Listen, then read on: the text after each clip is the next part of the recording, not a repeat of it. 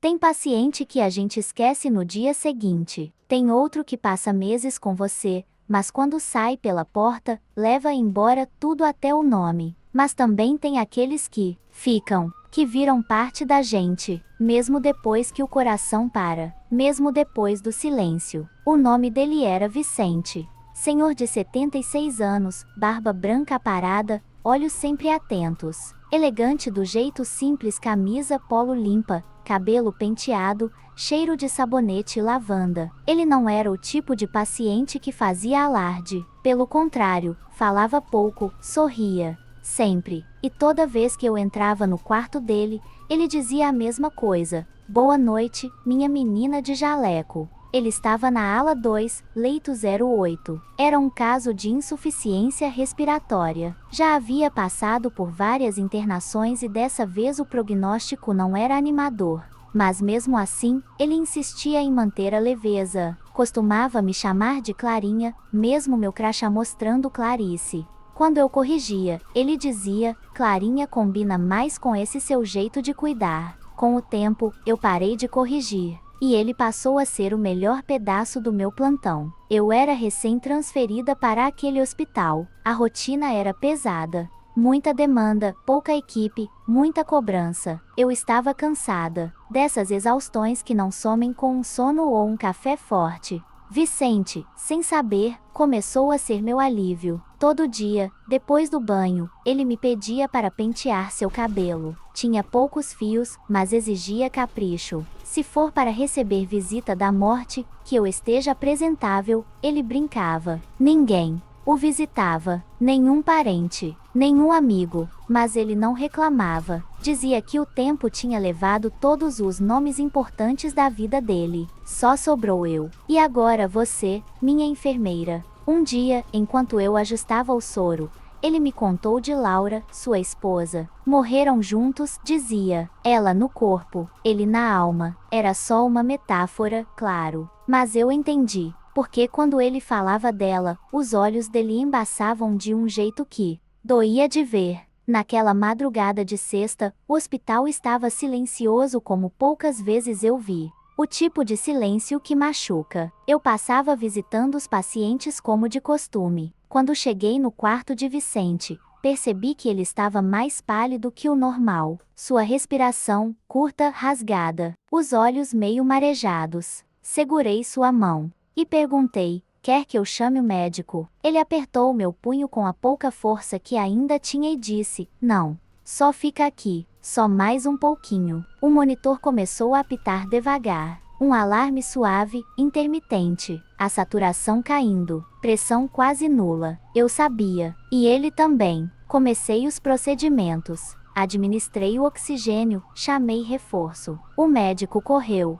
mas Vicente não resistia mais. O corpo dele já havia feito tudo o que podia. Nos seus últimos segundos, ele olhou para mim um olhar que eu nunca vou esquecer e disse, Clarinha, obrigado por me ver. Não era ver de olhar, era ver de enxergar, de reconhecer, de não deixar ele morrer como um número. E então, ele se foi, ali, em meus braços, silencioso, como se tivesse dormido. Eu chorei. Sem escândalo, um choro contido, respeitoso, de quem sabe que a morte nem sempre é vilã. Às vezes, é só uma porta. E eu tive a honra de acompanhar Vicente até ela. Mas mal sabia eu, que ele ainda não havia saído totalmente por essa porta. Naquela mesma noite, fui para casa exausta, devastada. Me joguei na cama sem nem tirar o uniforme. E sonhei. Estava no hospital. O mesmo corredor da ala 2. Mas tudo escuro, luzes piscando. E então, do fim do corredor, ouvi alguém me chamar. Clarinha, era a voz dele. Me aproximei, e lá estava Vicente, em pé, vivo, sorrindo, com a mesma camisa polo, o mesmo olhar manso. Ainda não acabou, ele disse. Por quê? Perguntei. Porque você me viu, agora é minha vez. Acordei com o coração acelerado, suando, me sentindo observada. Aquilo foi só um sonho, eu dizia. Um desabafo emocional. uma resposta do meu subconsciente ao luto. Mas eu estava enganada, porque no plantão seguinte, às 13h05 da manhã, enquanto eu passava perto do quarto vazio onde ele havia estado, ouvi, claramente, baixinho, como um sussurro no escuro, Clarinha. E ali, naquele instante, minha realidade começou a mudar. No plantão seguinte, eu já estava com a cabeça diferente. Sabe quando você entra em um lugar e percebe que alguma coisa mudou? Não foi a luz, nem o cheiro do hospital. Era algo mais sutil, como se o ar estivesse mais pesado, e ao mesmo tempo, mais íntimo, como se algo que deveria ter ido embora, tivesse ficado, como se me esperasse. Naquele dia, o leito 08 da ala 2 já havia sido desocupado, as roupas de cama trocadas, os aparelhos desligados, prontuário arquivado. Vicente. Agora era só mais um nome na estatística do plantão noturno. Só que não para mim. Eu passava pelo corredor e instintivamente olhava para o quarto, esperando ver ele deitado ali, com aquele sorriso de canto de boca. Mas o leito estava vazio. Só que o vazio não parecia só físico, parecia emocional, quase espiritual. Fiz de tudo para me concentrar no trabalho. A emergência lotada, pacientes novos, demandas, pressão. Mas, mesmo no meio da correria, eu ouvia aquela voz no fundo da minha cabeça, Clarinha. Na noite seguinte, quando finalmente consegui deitar em casa, exausta, fechei os olhos por segundos. E voltei ao mesmo lugar. Era o mesmo corredor. Só que não era sonho qualquer, era como se eu estivesse lá de verdade. Tudo era nítido demais. O piso gelado sob os pés, o som dos monitores ao fundo, até o cheiro de álcool hospitalar estava presente. E no fim do corredor, ele, de novo, Vicente, em pé, com a mesma calma, me olhando como se soubesse de algo que eu ainda não compreendia. Você está bem? Perguntei. Estou, mas ainda não fui. Por quê? Insisti. Porque ainda tenho uma coisa para te dizer. Acordei com o coração acelerado. Não sabia se chorava ou se agradecia por tê-lo visto. Mas uma parte de mim sabia que aquilo ia continuar, que não era um sonho qualquer, e que não seria o último. Nos dias seguintes, os sonhos se repetiram. Sempre no hospital, sempre no corredor, sempre com ele me chamando. E mais curioso ainda, sempre às 3 da manhã, como se aquele horário fosse um portal, uma janela entre mundos. Como se naquele momento, o silêncio da madrugada abrisse espaço para que o impossível se tornasse possível. Mas os sonhos começaram a evoluir. Em um deles, Vicente não estava mais no corredor, mas sim sentado em uma cadeira do meu posto de enfermagem, balançando a perna, como fazia quando esperava atendimento. Ele virou para mim e disse: "Você escuta o que os outros não escutam, por isso voltei para você." Em outro, ele apareceu do lado da cama de um paciente que eu havia atendido mais cedo naquela noite. Observava em silêncio, com as mãos cruzadas. E quando percebeu que eu o via, apenas sorriu e sumiu. A partir desse ponto, eu comecei a me perguntar se estava enlouquecendo. Conversei com uma colega mais antiga, enfermeira de alma velha, daquelas que já viram de tudo e mais um pouco. Contei, sem muitos detalhes, sobre os sonhos, sobre o nome sussurrado, sobre a repetição das 3 horas. Ela olhou para mim com um misto de respeito e receio. Disse: "Algumas presenças não vão embora porque ainda tem coisa para dizer. E às vezes, Clarice, só você pode ouvir." Naquela noite, eu entendi que algo havia se conectado entre mim e Vicente que transcendia os papéis de enfermeira e paciente. Era como se, na hora da morte, ele tivesse deixado parte dele comigo. Como se a última coisa que ele viu antes de fechar os olhos tivesse sido o meu rosto, e aquilo tivesse sido suficiente para mantê-lo aqui, preso entre o tempo e a memória. Foi quando tomei uma decisão. Eu precisava ouvir. Precisava entender o que ele ainda queria, porque, enquanto eu fingisse que não estava acontecendo, ele também não poderia descansar. E foi nesse momento que os sussurros começaram. Só que agora, não eram mais só nos meus sonhos. Na enfermagem, a gente aprende a identificar sinais físicos, vitais, sintomas. Mas ninguém ensina o que fazer quando os sinais vêm de algo que não se vê. quando não tem batimento, nem pressão, nem causa palpável. Só uma presença. Foi no terceiro plantão depois da morte de Vicente que tudo mudou de vez. O hospital estava estranhamente silencioso naquela madrugada. A ala onde ele ficou a 2 estava com todos os leitos ocupados, mas, por algum motivo, parecia deserta. Caminhei pelo corredor sem pensar, como fazia de costume, e quando passei pela porta do quarto onde ele ficou, senti um calafrio subir pela espinha. Na mesma hora, os monitores de um quarto ao lado apitaram. Fui correndo atender, estabilizei o paciente e no caminho de volta ouvi, baixo, nítido, próximo ao meu ouvido, Clarinha. Parei, virei devagar. O corredor estava vazio. O som dos equipamentos era o único ruído, mas aquela voz ainda vibrava dentro de mim. O tom era o mesmo suave, gentil, melancólico. Era ele. Voltei para a base, sentei e tentei processar. Respirei fundo. É o cansaço, Clarice. É psicológico. Fui racional. Me agarrei à lógica. Mas o problema da lógica é que ela não resiste à repetição, porque aquilo aconteceu de novo, na noite seguinte, e na outra, sempre no mesmo ponto do corredor. Sempre no mesmo horário. Comecei a evitar aquele trecho, pegava caminhos mais longos, trocava de ala com colegas. Mas mesmo longe dali, eu ouvia. Era sempre o mesmo chamado, Clarinha. Uma enfermeira técnica, recém-chegada, comentou comigo algo que me gelou por dentro. Você sabe que esse hospital tem fama, né? Dizem que na ala 2, de madrugada, tem uma presença que sussurra o nome de alguém. Eu escutei ontem, mas não entendi bem. Algo como, Clara. Fingi que ri, mas por dentro eu estremeci. Outros colegas começaram a relatar calafrios inexplicáveis na ala. Monitores que se ligavam sozinhos. Sensores de presença que acionavam luzes em quartos vazios. Um segurança jurou ter visto uma silhueta sentada no leito 08 em plena madrugada. Quando foram verificar, não havia nada. Eu estava sendo puxada de volta para aquilo, como se ele quisesse que eu não esquecesse, como se me chamasse, não por saudade, mas por necessidade. Comecei a registrar os horários, os locais, os sonhos. Vi que sempre aconteciam entre 3 horas e 13h15 da madrugada, a mesma faixa de horário em que ele faleceu.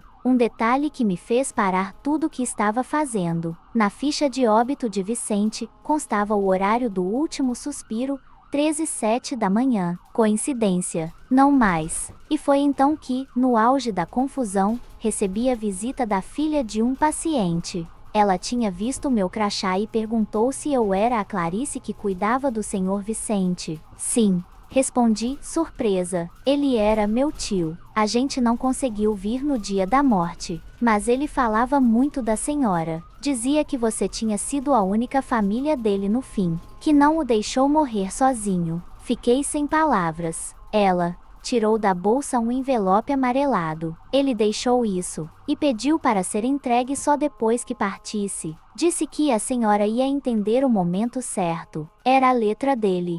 O mesmo jeito elegante, redondo, com a assinatura inconfundível, Vicente Código. Dentro, havia um bilhete simples, minha querida Clarinha, se você estiver lendo isso, é porque minha missão com você ainda não terminou. Eu precisava que você me escutasse, não por mim, mas por você. Você é feita de luz, mas esqueceu disso. Obrigado por me ver. Agora, veja a si mesma. As palavras dançaram diante dos meus olhos. O bilhete tremia nas minhas mãos. Aquele homem, que eu achava que precisava de mim, talvez tenha sido enviado para cuidar de mim. Mas por quê? O que ele queria dizer com veja a si mesma? E por que ele ainda me chamava? Naquela noite, voltei ao hospital com o coração disparado. Não dormi, não respirei direito, e ao passar pela porta da ala 2, parei. Encarei o quarto 08. Abri lentamente. Entrei. O quarto estava vazio, claro, mas o ar ali era diferente. Era como se o tempo não tivesse passado. Olhei para o leito e, pela primeira vez, senti que não estava sozinha ali.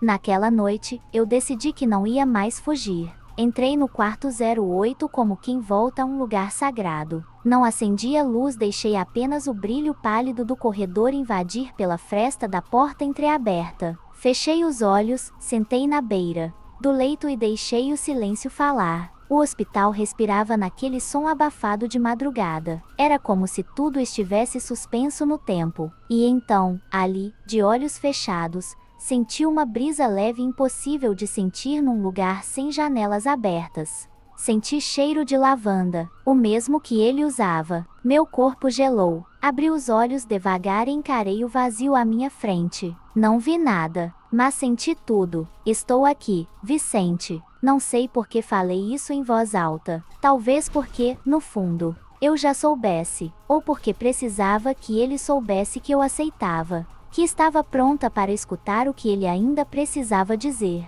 E foi naquela madrugada, quando enfim deixei de negar e passei a escutar, que o sonho mudou. Desta vez não era o hospital, era um campo, com grama molhada e uma névoa espessa subindo do chão, um banco de madeira antiga, sozinho no meio do nada. Vicente estava sentado ali, olhando para o céu. Ele me viu e sorriu, levantou, caminhou até mim com calma, o passo firme, o olhar doce, o mesmo olhar de quando dizia boa noite, minha menina de jaleco. Você veio, ele disse. Você nunca se foi. Ele assentiu. Você tem uma missão aqui, Clarinha, e ainda não enxerga isso. Por isso eu fiquei. Mas por que comigo? Ele sorriu, quase como quem conta um segredo precioso. Porque você me tratou como um ser humano, não como um velho, não como mais um leito. Você me escutou, e agora eu precisava devolver isso. Fiquei em silêncio. Não sabia o que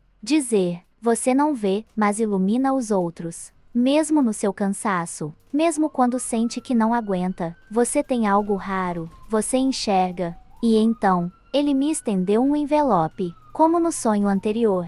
Mas esse eu não tinha visto ainda. Abri com as mãos trêmulas. Era uma carta escrita à mão. O mesmo traço suave, redondo. Clarinha, você não foi só minha enfermeira. Foi meu lar nos últimos dias. O que você me deu, ninguém mais deu, dignidade. Não chore por mim, eu estou bem. Mas siga sendo esse farol que ajuda quem se perdeu. Nunca duvide da sua luz. Vicente, acordei chorando. Mas dessa vez, era um choro diferente. Não era de medo, não era de dúvida. Era um choro de alívio, de libertação. Era como se, enfim, algo tivesse se encerrado dentro de mim. Naquela manhã, fui pro hospital com outra energia. Sabia que ainda ia escutar a voz dele por alguns dias, talvez o eco da saudade, talvez só minha memória. Mas sentia que ele, de alguma forma, havia partido em paz. E me deixado algo em troca, um novo olhar sobre o que eu faço.